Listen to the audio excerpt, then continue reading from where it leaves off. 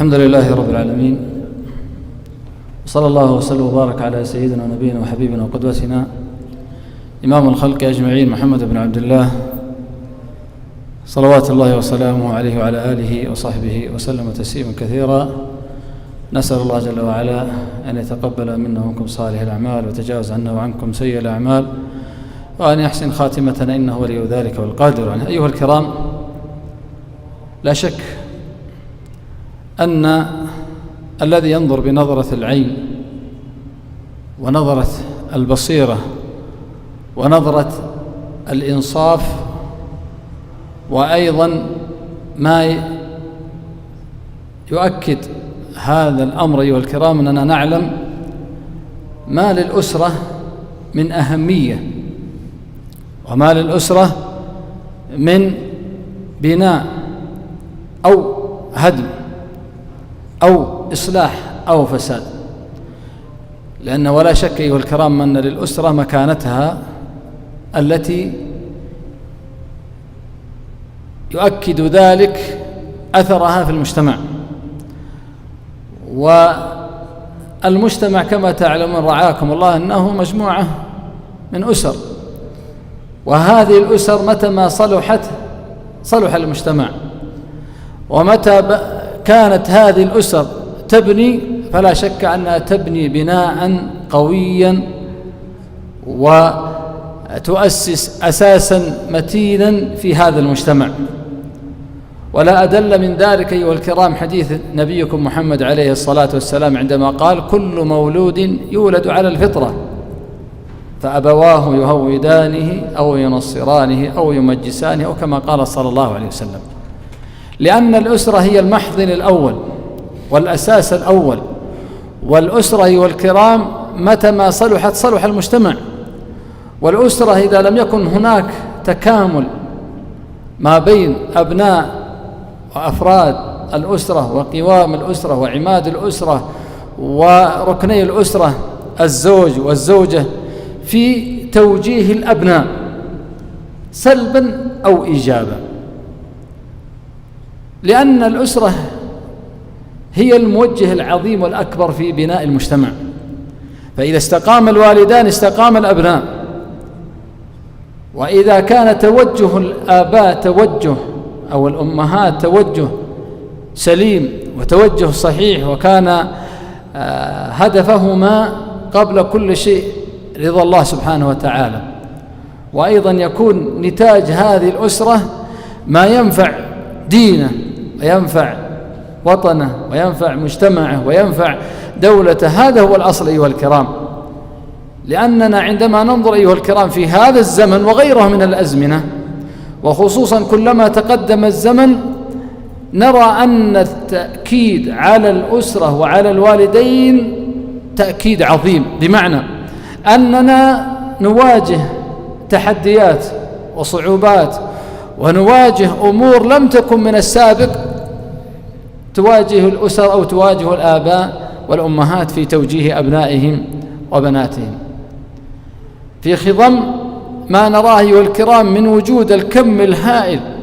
في مواقع التواصل وغيرها من المؤثرات التي تؤثر تأثيرا سلبيا في غالبها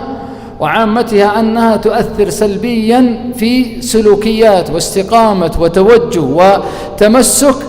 الأبناء والبنات، فضلا عن الكبار وتأثيرهم بذلك. وأقول أيها الكرام، عندما نستشعر بهذه المسؤولية ونستشعر حاجتنا لأهمية هذا الأمر، وأيضا لنتاج هذا الأمر، وأيضا ما نحن نحتاج به جميعا في أن نتواصى فيما بيننا، نتواصى فيما بيننا معاشر الآباء والأمهات ومعاشر الأزواج والزوجات في أهمية هذا الأمر، وأيضا احتساب الأجر فيه.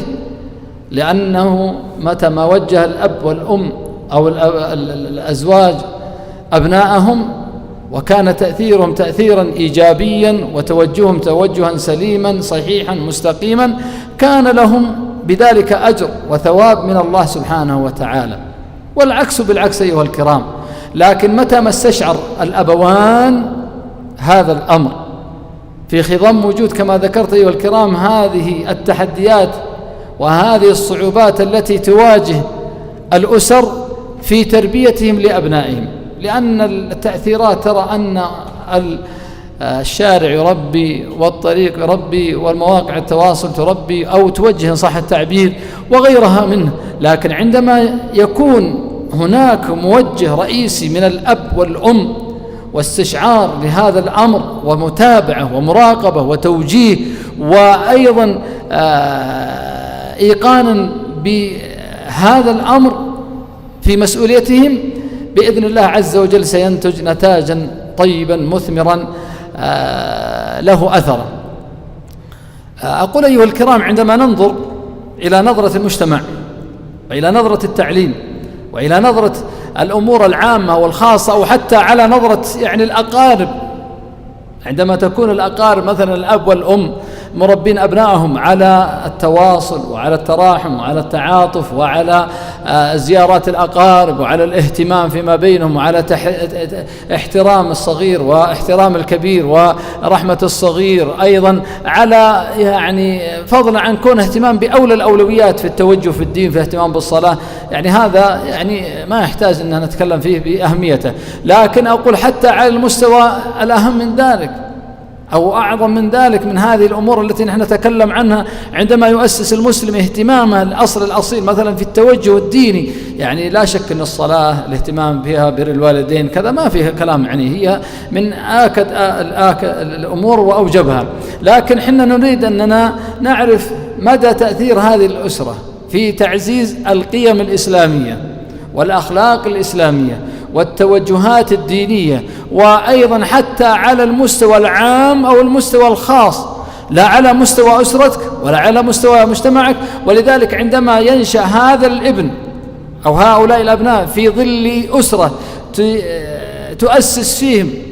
احترام القيم، تؤسس فيهم مثلا احترام المعلم المعلمة، استشعار بمدى مكانة المعلم والمعلمة غيرها، مدى حفاظهم على المقدرات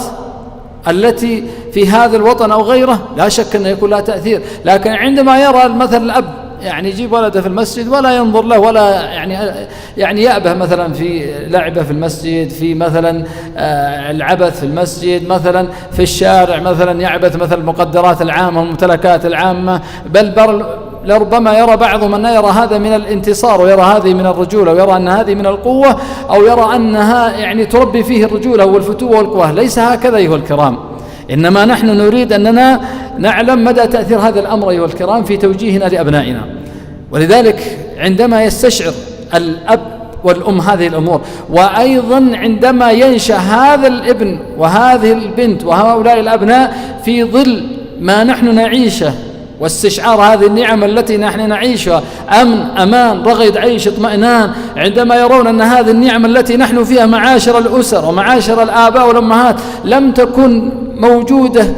في سالف الأزمان المتقدمة، وأيضا ننظر يمنة ويسرة حولنا من الدول وما نحن نعيش فيه الحمد لله، نتعشى مطمئنين، نتغدى مطمئنين، ننام مطمئنين، نذهب إلى دواماتنا، نرجع إلى من مدارسنا، كل هذه الأمور في أسواقنا في ظل أمن وأمان ورغد وعيش واطمئنان. طيب أليس أي من الأولى أيها الكرام أننا نؤسس في أبنائنا ونغرس في أبنائنا نعمة هذه النعم وتقديرها واستشعارها وأهميتها؟ أيضا عندما يرى الأب أو يرى الأبناء مدى محبتهم لدينهم، أبائهم أو الأبناء ينظرون إلى أبائهم مدى محبتهم لدينهم، مدى محبتهم لوطنهم، مدى محبتهم لولي أمرهم، ولي أمر المسلمين، وخصوصا ما نحن فيه في هذه البلاد أيها الكرام، نعيش في ظل هذه الدولة المباركة وفي ظل هذه الدولة الموفقة والمسددة. هذا يجعلنا أيها الكرام نحمد الله عز وجل حمدا كثيرا طيبا مباركا فيه. المسألة تحتاج منا إلى غرس هذه القيم الإسلامية، غرس القيم الإيمانية، غرس القيم الوطنية في نفوس أبنائه. ليس هذا من باب أننا ينظر الإنسان أن هذه أشياء يعني ليست لها أساس، لا والله لها أثرها ولها نتاجها عندما تؤسس. ولذلك الحمد لله ترى كبار السن تجد في أقاصي الشرق أو الغرب أو الجنوب كل منهم يرفع يديه ويلهج بالدعاء في حفظ هذه الدولة وحفظ ولي الأمر. تجد أن الصغير والكبير لربما ينشأ على هذه النشأة الطيبة، وهذا هو واقعنا والحمد لله في هذه البلاد المباركة. ما نجد فيه من يعني ولاء ومحبة لولاة أمورنا وانتمائنا لوطننا واستشعارنا بمدى النعم التي نحن نعيش فيها. لأننا أيها الكرام متى ما غرسنا في نفوس أبناء هذا الأمر، نعمة الأمن الذي نحن نعيشه، نعمة الراحة، الطمأنينة، استشعار النوم الذي نحن ننامه ما أحب خاف، ولا يعني يستشعر الإنسان أنه مثلا بيذهب إلى دوامه وراءه خوف، أو يذهب إلى دوامه أو مدرسته هنا أو جامعته هناك يعني استشعار بالخوف أو يرى. لله الحمد والمنة، نذهب يمنة ويسرى وشرقا وغربا ولله الحمد والمنة في هذه النعم التي نحن نعيشها. فأقول أيها الكرام تأكيدا على ما سبق من كلامي أن للأسرة أساس مهم، وتوجيه مهم، وإرشاد مهم، ومتابعة مهمة، وأيضا في توجيه الأبناء سلوكيا واجتماعيا ودينيا ووطنيا وكل جميع طبقات أو مراتب التوجيه أو التربية التي تعني بها الأسرة. نسأل الله سبحانه وتعالى بمنه وفضله وجوده وكرمه وإحسانه أن يديم علينا نعمة الأمن والأمان، وأن يوفق ولاة أمورنا لكل خير، كما نسأل جل وعلا أن يصلح أحوال المسلمين والمسلمات في كل مكان، وأن يوفقنا جميعا بتوفيقه. والله أعلم. صلى الله وسلم وبارك على نبينا محمد وعلى آله وصحبه وسلم تسليما كثيرا. جمعية الدعوة والإرشاد وتوعية الجاليات بأبها، بالدعوة نحيا.